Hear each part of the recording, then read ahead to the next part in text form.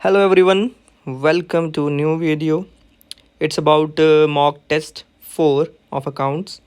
So ये हमारा fourth mock test है जो कि हम कर रहे थे फाइनेंस अकाउंट असिस्टेंट सिलेबस के अकॉर्डिंग। सेक्शनल टेस्ट है ये अकाउंट सब्जेक्ट का। तो चलो आज करते हैं अटैम्प्ट। लेट्स सी आप कितना स्कोर करते हैं एंड कमेंट डाउन करना अपना स्कोर, जितना भी आपका स्कोर होगा कमेंट्स में। Okay, let's move for the first question. The first question is, which would be an implicit cost for a firm? तो फर्म के लिए इम्प्लिसिट कॉस्ट कौन सी होगी और उस कॉस्ट को क्या बोला जाएगा? तो जो इसका आंसर होगा वो होगा D option, the of wages forgone by the owner of the firm. Wages forgone जो ओनर के द्वारा दी जाएंगी उसको बोला जाएगा implicit cost. Okay, let's move to the second question. That is the difference between total revenue and the total variable cost is known as. Total revenue और total variable cost के बीच का डिफरेंस जो होता है उसको क्या बोला जाता है? सो जो इसका आंसर होगा वो होगा contribution margin, option number A. ठीक है, let's move to third question. Third question है हमारा कि goods destroyed in fire 100, so 100 rupees होगा ये, and insurance company paid the claim ₹50.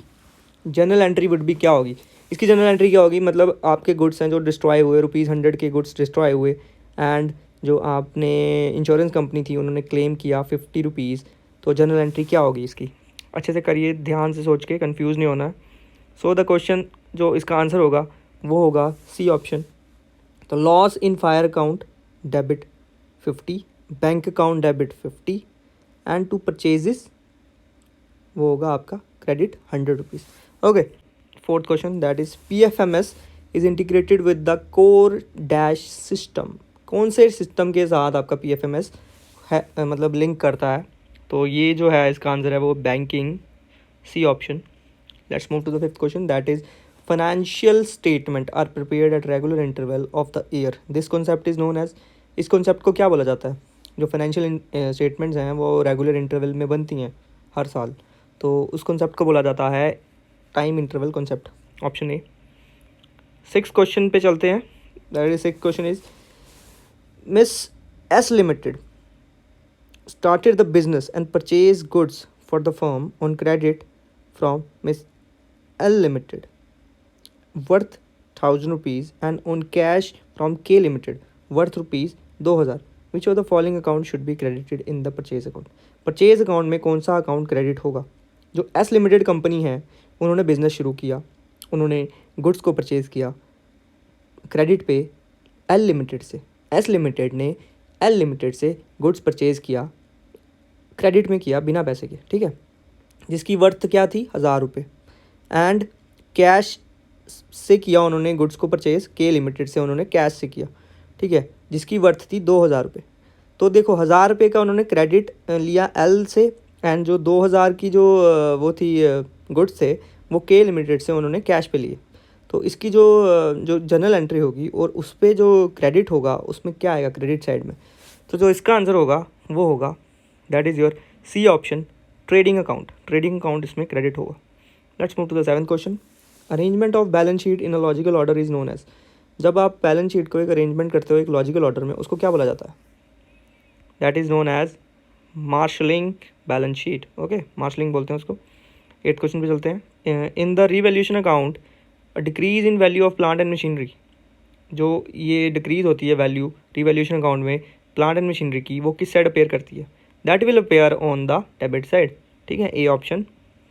Ninth question है if the capital at the end of the accounting period is 50,000 and the net profit of the year is 15,000 and the drawing is 3,000, what is the capital at the beginning of the period? देखो ये जो इसमें आपका formula लगेगा वो लगेगा single entry system वाला.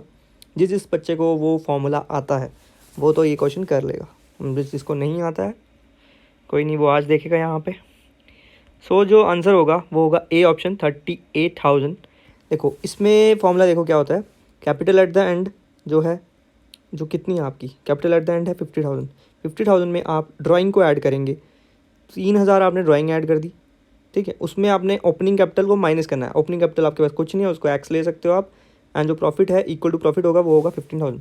तो जब आप पुट करेंगे ये वैल्यूज़ इस फॉर्मूले में, आपको आंसर मिलेगा 38,000. Let's move to the 10th question, that is as per revenue recognition principle sales revenue should be recognise at the time when. देखो रेवेन्यू रिकॉग्निशन प्रिंसिपल के अकॉर्डिंग क्या सेल्स को कब रिकॉग्नाइज किया जाता है? तो जो सेल्स को कब रिकॉग्नाइज किया जाएगा, इसका आंसर होगा B, ownership of goods get transferred from the seller to the buyer. देखो सेल्स को तब रिकॉग्नाइज किया जाता है जब किसी गुड्स की ओनरशिप को एक सेलर से बायर को ट्रांसफ़र की जाए, तो उसको बोला जाता है एक proper sale revenue. Okay, let's move to the 11th question, that is the use of budgets to control a firm's activity is called. वो उस बजट का यूज़ करना जिससे कि आप कंट्रोल कर सको फर्म्स की एक्टिविटी को, उसको क्या बोलते हैं? Budgetary control, B option. 12th question, the market in which transactions are done through computers and telephone without any specific location are classified as. वो मार्केट्स जिसमें जो कि ट्रांजेक्शन्स हैं वो कंप्यूटर या telephone without any specific location, कोई location का नहीं पता होता बट आप करते कंप्यूटर और टेलीफोन से हो, तो उसको क्या बोला जाता है? वो कौन से मार्केट्स होते हैं? इंपॉर्टेंट क्वेश्चन है, IFMS टॉपिक है ना, उसके अंडर है ये क्वेश्चन. तो जो आंसर आएगा वो आएगा C option, over the counter market बोला जाता है उनको. Okay, let's move to the 13th question, that is dash is also called zero coupon bond. Zero coupon bond किसको बोला जाता है? This is also important, this is your option C, treasury bills को बोला जाता है zero coupon bond. Let's move to the 14th question, that is in increasing production volume situation the behaviour of fix cost and variable cost will be. देखो जो जब आप production को increase करते हो तो जो बिहेवियर होगा फिक्स कॉस्ट का और वेरिएबल कॉस्ट का, वो क्या होगा? देखो जो फिक्स कॉस्ट है वो आपकी क्या करेगी? वो आपकी करेगी कांस्टेंट रहेगी फिक्स कॉस्ट, बट जो आपकी वेरिएबल कॉस्ट है वो इंक्रीज़ करेगी. तो ऑप्शन बी में ये चीज़ दिख रही है आपको, ऑप्शन बी इसका आंसर होगा. 15th क्वेश्चन पे चलते हैं. After introduction of GST import in India subject to. देखो जब इंट्रोडक्शन हुई GST की इंडिया में, तो इम्पोर्ट जो था वो इंडिया में किस तरह से हुआ? वो देखो ये जो BCD है ना, ये बेसिक कस्टम ड्यूटी है यहाँ पे, तो कंफ्यूज नहीं होना.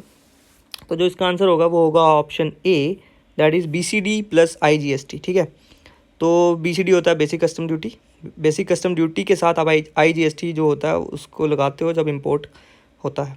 ठीक है, let's move to the 16th question, that is voucher is prepared for. Voucher किस लिए प्रिपेयर किया जाता है? सारे ऑप्शन ध्यान से देखो. तो जो इसका आंसर होगा वो होगा D option, all of the above. सभी चीज़ें यहाँ पे जो हैं वो वाउचर के अंदर ही आती हैं. ओके, 17th क्वेश्चन है, purchase of machine for cash should be debited to. जो परचेज करते हो मशीन का वो किस अकाउंट में डेबिट किया जाएगा? तो ये बहुत इजी क्वेश्चन था, मशीन अकाउंट इसका आंसर होगा. 18th क्वेश्चन है, cash withdrawn by the proprietor should be credit to. जो कैश प्रोप्राइटर मतलब जो ओनर है वो क्रेडिट करता जब विड्रॉ करता है तो किस अकाउंट में वो क्रेडिट होती है? तो जो इसका आंसर होगा वो होगा आपका cash account.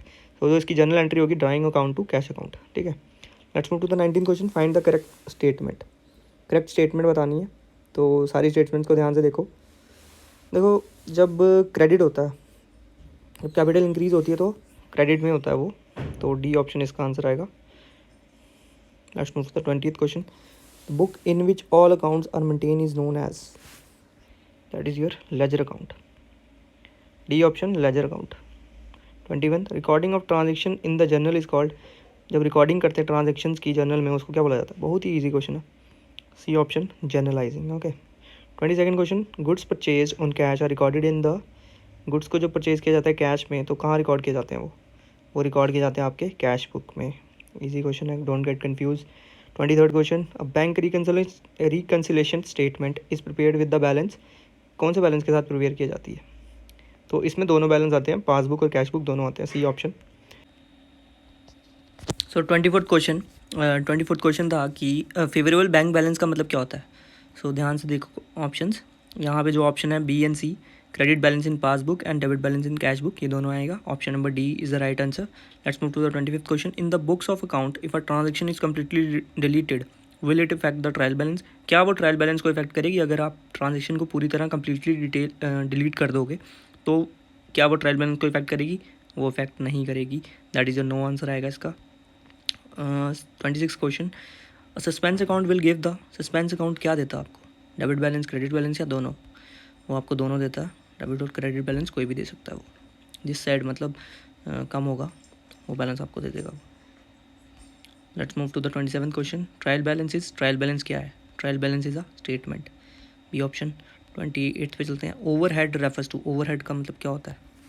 Overhead is your all indirect cost, सारी इनडायरेक्ट कॉस्ट को आप ओवरहेड बोला जाता है। ऑप्शन नंबर बी था इसका answer. 29th question, that is your, in December 2013 the union cabinet approved, उन्होंने अप्रूव किया नेशनल रोल आउट PFMS का सारी स्टेट्स के लिए, एंड वो स्कीम को कितने पीरियड तक उन्होंने स्टार्ट किया? तो जो इसका आंसर होगा वो होगा 4 ईयर्स टिल 2017 तक उन्होंने इसको स्टार्ट किया था, 4 साल का, 2013 में। Okay, let's move to the last question, that is 30th question. On the debit side of trading account we record, हम क्या रिकॉर्ड करते हैं डेबिट साइड में, ट्रेडिंग अकाउंट के डेबिट साइड में? तो यहाँ पे आएगा direct expenses, A option answer. So आज का मॉक यही था। अपना स्कोर आप कमेंट डाउन कर दो, जितना भी आपका स्कोर आता है। And thanks for watching, keep the support, like share and comment it.